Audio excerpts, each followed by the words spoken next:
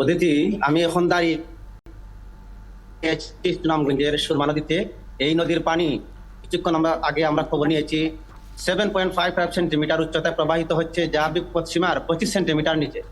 তবে গতকাল থেকে আমরা লক্ষ্য করছি পানি বাড়ছে, এবং সকালেও আমরা দেখেছি মুষলধারে বৃষ্টি হয়েছে দীর্ঘক্ষণ।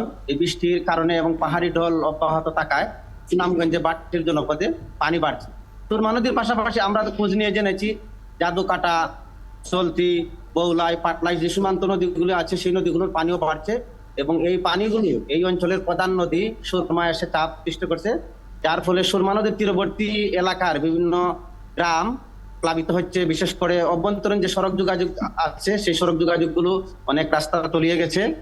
পাশাপাশি সীমান্ত এলাকার যে সড়ক আছে, অভ্যন্তরীণ সড়ক, সেই সড়কে পাহাড়ি ঢলের তুড়ে বিভিন্ন জায়গায় ভাঙ্গনের সৃষ্টি হচ্ছে, বিশেষ করে দুয়ারা বাজার এবং তাহিরপুরে।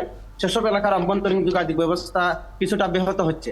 তবে কিছুক্ষণ আগ থেকে আমরা লক্ষ্য করছি আকাশের রোদের দেখা দিয়েছে। যদি এটা অব্যাহত থাকে তাহলে পানি কমতে পারে।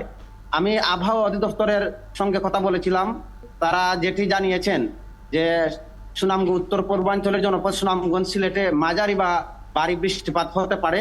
পানি উন্নয়ন বোর্ড জানিয়েছে যদি ভারী বৃষ্টিপাত অব্যাহত থাকে তাহলে সুরমা নদীর পানি বাড়তে পারে, এবং সুরমা নদীর পানি বাড়লে লোকালয়ে প্রবেশ করতে পারে। আপনাকে আরেকটি বিষয় জানিয়ে রাখি, আপনি জানেন কিছুদিন আগে সুনামগঞ্জের হাওর অঞ্চলের ফসল কাটা হয়ে গেছে শতভাগ। তবে হাওর অঞ্চলে এখনো পানি নেই। যে বাঁধগুলো ছিল সেই বাঁধগুলো কেটে হাওরে পানি ঢুকানোর জন্য স্থানীয় কৃষক এবং মৎস্যজীবীরা দাবি জানিয়ে আসছেন, কিন্তু বিভিন্ন এলাকায় আমরা লক্ষ্য করেছি সেই বাঁধগুলো কাটা হচ্ছে না নির্ধারিত পয়েন্টে। যদি নির্ধারিত পয়েন্টে কেটে দেওয়া হয় তাহলে সুরমার পানির চাপ কমবে এবং এই পানি হাওরে প্রবেশ করবে, যাতে কৃষকরা উপকৃত হবেন এবং মৎস্য সম্পদেরও উন্নয়ন হবে বলে আমাদেরকে সংশ্লিষ্টরা জানিয়েছেন। অদিতি, অনেক ধন্যবাদ শামীম।